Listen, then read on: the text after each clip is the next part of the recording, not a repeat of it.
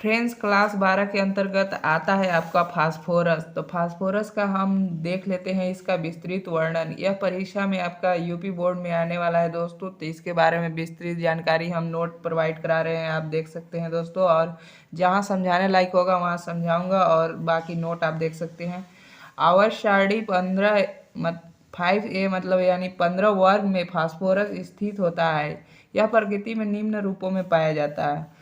तो पहला आपका है अयस्क, फास्फोरस के अयस्क के रूप में। अयस्क के रूप में कैसे पाया जाता है आप देख सकते हैं। फास्फोरस के निम्न अयस्क होते हैं, दो प्रकार का इसका अयस्क होते हैं। पहला होता है फास्फोराइट, उसको बोन एस बोलते हैं। और एक होता है एपेटाइट, इसका आप देख सकते हैं सूत्र होता है CA3PO4 के होल ट्वाइस। आप एपेटाइट 3 प्रकार का होता है, तो 3 प्रकार का होता है तो आप देख सकते हैं। पहला है आपका क्लोर एपेटाइट, सेकेंड है ब्रोम एपेटाइट, थर्ड है हाइड्रोक्सी एपेटाइट। इसका आप हिंदी में भी नाम देख सकते हैं, क्लोर एपेटाइट, ब्रोम एपेटाइट, हाइड्रोक्सी एपेटाइट। इसका सूत्र होता है CA3PO4 के होल ट्वाइस इंटू CaCl2। ये होगा आपका क्लोर एपेटाइट। तथा ब्रोम एपेटाइट का सूत्र वही होता है, इसी के लिए इसी के जैसा है, केवल Cl2 की जगह पर आपको Br2 करना है। तो CA3PO4 का होल ट्वाइस इंटू CaBr2, ये हो गया आपका ब्रोम एपेटाइट। अब हो गया हाइड्रोक्सी एपेटाइट, देखते हैं। CA3PO4 के होल ट्वाइस CaOH का होल ट्वाइस, ये हो गया आपका हाइड्रोक्सी एपेटाइट। आप देख सकते हैं। अब देखते हैं हम फास्फोरस के अपर रूप। फास्फोरस के अपर रूप किसे कहते हैं? किसी तत्व के दो या दो से अधिक अपर रूप जिनके रासायनिक गुण समान परंतु भौतिक गुण भिन्न भिन्न होते हैं, दो या दो से अधिक तत्व अपर रूप कहलाते हैं। तो देख सकते हैं आप, किसी तत्व के दो या दो से अधिक अपर रूप, मान लीजिए हम हीरा ले लेते हैं, उसका दो अपर रूप ले लेते हैं हम दोस्तों। तो ग्रेफाइट, चारकोल, दो ठो अपर रूप ले लिए। जिनके जिनके रासायनिक गुण समान होते हैं, वो उसके अंदर कार्बन होता है तो रासायनिक गुण उसका समान है परंतु भौतिक गुण भिन्न भिन्न होता है। जैसे में हीरा देखिए चमकता है और चारकोल काला होता है। तो दो या दो से अधिक अपर रूप है तो उसे बोलते हैं अपर रूप। जैसे हीरा, ग्रेफाइट, चारकोल, ये सब हीरा के अपर रूप है। तो इसी प्रकार आप देख सकते हैं कार्बन के अपर रूप है। फास्फोरस के निम्न अपर रूप होते हैं। तो फास्फोरस यानी P4 का आप देख सकते हैं अपर रूप। तो पहला होता है लाल फास्फोरस, पीला फास्फोरस, सफ़ेद फास्फोरस और काला फास्फोरस और नीला फास्फोरस, जो कि हमको लाल, पीला और सफ़ेद ही पढ़ना है दोस्तों क्लास 12 के अंतर्गत। सफ़ेद या पीला फास्फोरस, इसको P4 से भी, इसे भी P4 से ही दर्शाते हैं। तो इसे बनाने की विधि है आपका हड्डी की राख से, यानी कैल्शियम फास्फेट। इसके हड्डी की राख का सूत्र होता है कैल्शियम फास्फेट, इसको इंग्लिश में बोलते हैं बोनेस। हड्डी की राख में कोक और सिलिका SiO2 सिलिका का सूत्र होता है, मिलाकर लगभग 1800 अंश सेल्सियस तक गर्म करने पर सफ़ेद या पीला फास्फोरस बनता है। तो आप देख सकते हैं 1800 अंश सेल्सियस, इतना अधिक ताप। तो आपको याद करना होगा ये सब। तो आप देख सकते हैं इसका कैसे होगा इसका रिएक्शन। तो आप देख सकते हैं हमें हड्डी की राख में, तो हड्डी की राख का सूत्र ये होता है CA3PO4 का होल ट्वाइस प्लस का सिलिका और कोक मिलाया जाता है। तो सिलिका का सूत्र होता है SiO2, इसको मिला लिया गया दोस्तों। तो आपका बन जाएगा CaSiO3 तथा P4O10, इतना बन गया। आपको इसको संतुलित कर लेना है। तो संतुलित देखिए हम लोग कर लेते हैं। पहले हम यहाँ 2 लिख लेंगे, तो देखिए 3 दूना 6 और यहाँ 6 Ca हो गया। तो इधर भी देखना पड़ेगा 6 Ca है कि नहीं, नहीं है यहाँ पर, तो 6 से गुणा कर दिए, 6 Ca हो गया। और फिर Si भी 6 हो गया, तो Si 6 हो गया, तो यहाँ Si है तो यहाँ भी हमने 6 से गुणा करा दिया। तो अब देख सकते हैं आपका O भी संतुलित हो जाएगा और ये P और ये सब संतुलित हो जाएंगे। तो आप देख सकते हैं यहाँ पर हो जाएगा आपका 4 दूना 8 O और यहाँ 2, 8 दूना 16 O तथा यहाँ पर 2, 6 दूना 12 और इधर 16 O, तो हो जाएगा आपका 28 O। और यहाँ देखिए 10 O और 36 18 O, 28 O इधर भी हो गया। तो समीकरण संतुलित हो गया। जो यहाँ बना है उसको फिर से लेते हैं और उसका कार्बन के साथ क्रिया कराते हैं। तो कार्बन की क्रिया साथ कराने के लिए आपको देख लेना है हमको P4 कैसे प्राप्त होगा। तो P4 प्राप्त करने के लिए यहाँ पर हम 10C करेंगे तो CO बनेगा, carbon dioxide gas, carbon monoxide gas, तो यहाँ पर CO बनेगा। तो 10CO आपको अलग भी मिल जाएगा, आपका प्राप्त हो जाएगा सफ़ेद फास्फोरस या पीला फास्फोरस। तो आप इन दोनों को जोड़ने पर तो आप देख सकते हैं इधर भी A है और इधर भी A है, तो A कट जाएगा। तो आपको जो बचा वो लिख लेना है। तो A बच गया आपका, फिर यह बच गया और 10C बच गया। तो फिर 1800 अंश सेल्सियस अभी हम दिखाए थे ऊपर, 1800 अंश सेल्सियस पर गर्म करने पर फिर आपका P4 और SiO2, ये तो कट गया, CO बच गया और P4 बच गया और A बच गया, 6CaSiO3। तो आपका प्राप्त हो गया P4। तो इस प्रकार आपको हड्डी की राख से बना लेना है। और अब देखते हैं उसके गुण, सफ़ेद फास्फोरस या पीला फास्फोरस के गुण। तो आपका भौतिक गुण हो जाएगा, यह मोम जैसा सफ़ेद प्रभासी विषैला अकार्बनिक ठोस होता है। इसको में कार्बन नहीं होता, देखिए P4 में आपको कार्बन नहीं मिलेगा, तो अकार्बनिक ठोस है। तो यह कमरे के ताप पर स्वतः जलने लगता है, यह अधिक सक्रिय होता है, इसलिए यह कमरे के ताप पर स्वतः ही जलने लगता है। आप यदि कमरे के ताप पर रख दिए तो वह अपने ही आप आग लग जाएगा उसमें। यह कमरे के ताप पर स्वतः ही जलने लगता है, इसकी ज्वाला ठंडी होती है, आपके उसके ज्वाला को आप टच करेंगे तो आप नहीं जलेंगे। इसकी ज्वाला में हाथ नहीं जलता, लिखा गया है। यह अधिक सक्रिय होता है, अभी बताया आपको अधिक सक्रिय होता है, यह वायु से क्रिया कर लेती है।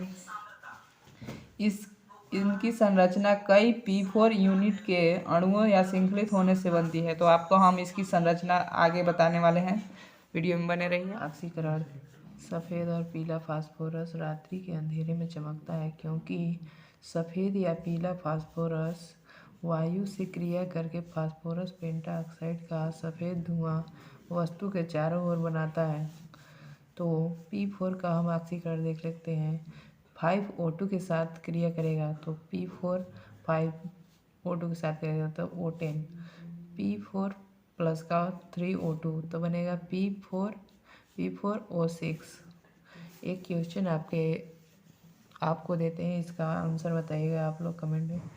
निम्नलिखित में से किस यौगिक में अनाबंध इलेक्ट्रॉनों में प्रतिकर्षण अधिक होता है? तो ऑप्शन यहाँ पर दिया गया है, यह सही होगा। आपको कैसे सही होगा कमेंट में बताइएगा। धातुओं से क्रिया, सफ़ेद या पीला फास्फोरस धातुओं से सीधा क्रिया करके धातु फास्फाइड बनाते हैं। जैसे आपका Na P4 के साथ क्रिया करके Na3P बनाते हैं। तो देखिए यह है पोटेशियम फास्फोरस, इसके ऊपर 3 चार्ज होता है, ऑक्सीडेशन करने पर 1s 2s 2p 3s 3p। तो 2 2 6 2, तो 2 दूना 4 4 6 10 2 12 3 15। तो लास्ट को उसके इलेक्ट्रॉन को उसके संयोजकता बोलते हैं। तो इसकी संयोजकता 3 होगा। तो फिर देखिए Na की संयोजकता +1 होती है, तो इसका 3 नीचे गुणा होगा, इसका 1 यहाँ पर। तो इस प्रकार आपका धातु फास्फाइड बनेगा। तो Na प्लस का P4 तो Na3P इसका फास्फाइड बना, तो हम संतुलित कर लेते हैं। तो Na3 तो 3 यहाँ P4 है, तो यहाँ भी P4 होना चाहिए, तो 4 से गुणा कराएगा तो यहाँ हो गया 4 तो 12 Na, तो इधर 12 Na किया गया।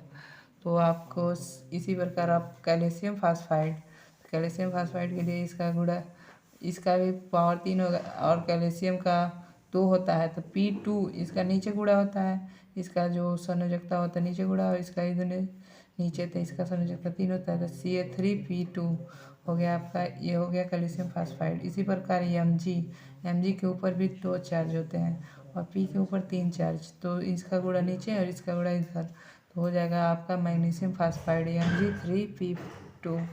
और Li के साथ क्रिया किया गया तो हो जाएगा आपका P4 के साथ Li3P यानी लिथियम फास्फाइड। कैल्शियम फास्फाइड का उपयोग होम्स सिग्नल के रूप में किया जाता है। अब देखते हैं इसका आगे। सोडियम हाइड्रोक्साइड से क्रिया किसका, सफ़ेद फास्फोरस या लाल फास्फोरस का? तो सफ़ेद या पीला फास्फोरस सोडियम हाइड्रोक्साइड से क्रिया करके फास्फीन गैस बनाती है। तो आप देख सकते हैं कि इस प्रकार फास्फीन गैस होता है PH3। तो P4 NaOH के साथ क्रिया करके सोडियम हाइड्रोक्साइड NaOH के साथ क्रिया करके H2O की उपस्थिति में फास्फीन गैस बनाती है तथा NaH2PO2 इसका नाम होता है सोडियम हाइपोफॉस्फेट। तो आप ये देख सकते हैं pH 3 बनता है। और इसका संतुलन हम कर लेते हैं Na इधर देखिए आपका पहले आप देखिए P4 तो P4 होना चाहिए। तो यहाँ एक तो P है, एक तो यहाँ P है, तो यहाँ 3 से गुणा करेंगे तो 3P इधर हो गया। अब एक P यहाँ, 3 एक 4P, 4P बराबर हो गया। और यहाँ 3Na हो गया, तो यहाँ भी 3Na करना चाहिए, तो 3 से यहाँ गुणा हुआ। और फिर आप देख सकते हैं ये H2 को मैच कराने पड़ते हैं। होगा 3 दूना 6H2 और यहाँ 3, 6 3 9H2, तो यहाँ भी 9H2 होना चाहिए। 3H यहाँ हो गया और 3 दूना 6 9। अब क्रिया संतुलित होगी। तो अभी क्रिया संतुलित करके आपको लिखनी है। अधातुओं से क्रिया। फास्फोरस अधातु जैसे Cl2 O2 इत्यादि से क्रिया करके यौगिक बनाता है। तो आपको अधातुओं से क्रिया देख लेते हैं। तो P4 का Cl2 से क्रिया कराने पर PCl3 बनेगा। तो आपको P4 4P लेना है और PCl3 बना है हमारा, तो इधर 4 से गुणा कराएंगे तो 4 के बराबर हो जाएगा। और यहाँ 3 दूना 4 3 12 Cl 12 हो गया और यहाँ 2 Cl था, इसको हम 6 से गुणा करेंगे तो अभिक्रिया संतुलित हो जाएगी।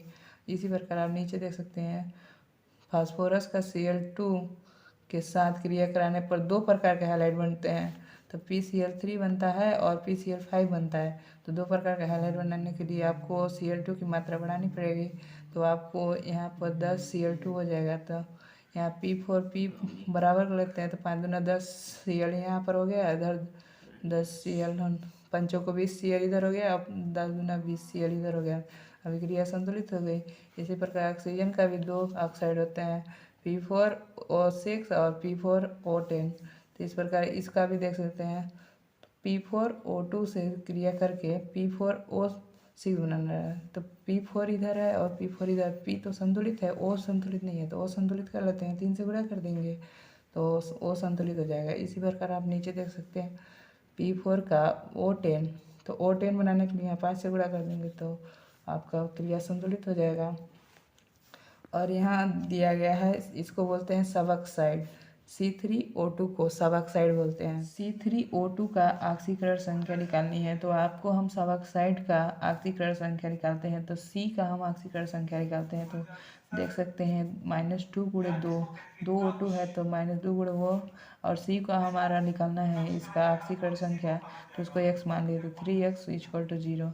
तो यहाँ हुआ 2 दूना 4, तो यहाँ माइनस का 4 हुआ, तो इधर गया प्लस का 4/3। इतना हमारा आया सबऑक्साइड का ऑक्सीकरण संख्या। तो सबऑक्साइड का स्ट्रक्चर इस प्रकार होता है। तो जितने कार्बन से जितने ऑक्साइड जुड़े होंगे वही, जितने बॉन्ड से जुड़े होंगे वही उसका संयोजकता होता है। तो यहाँ 2 बांडों से ऑक्सीजन जुड़ा है तो +2 इसका संयोजकता होगा।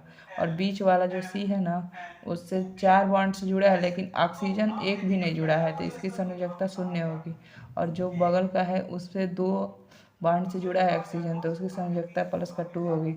अब इसी प्रकार एक और उदाहरण देख लेते हैं, Br3O8।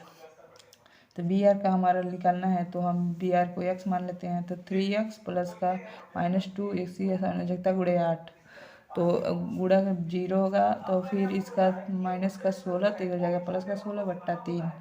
तो जितने ऑक्साइड बांड, जितने बांड से जुड़े होते हैं उसकी ऑक्सीकरण संख्या होती है। तो इधर किनारे वाला ब्रोमीन का ऑक्सीकरण संख्या +6 होगा। देखिए 1 2 3 4 5 6 बांडों से ऑक्सीजन जुड़े हुए हैं, तो इसकी संयोजकता +6 हुआ। और ये Br है, इससे 4 बॉन्ड से जुड़ा हुआ है, तो इसकी जो ऑक्सीकरण संख्या होगी बीच वाली की +4 होगा। और ये दोनों भी जुड़े हैं 3 बॉन्ड, 3 3 6 बॉन्ड से जुड़े हैं तो +6 इसकी ऑक्सीकरण संख्या। कुल ऑक्सीकरण की संख्या की बात करें तो 6 6 12 और 4 16, 16 और 3 तो जुड़े हैं तो 16/3 कुल ऑक्सीकरण संख्या हो गया। हम इसका उपयोग देख लेते हैं। सफ़ेद और पीला फास्फोरस का उपयोग क्या होता है? उर्वरक बनाने में, तो होम सिग्नल बनाने में, यौगिकों के निर्माण में, और औषधियों के निर्माण में।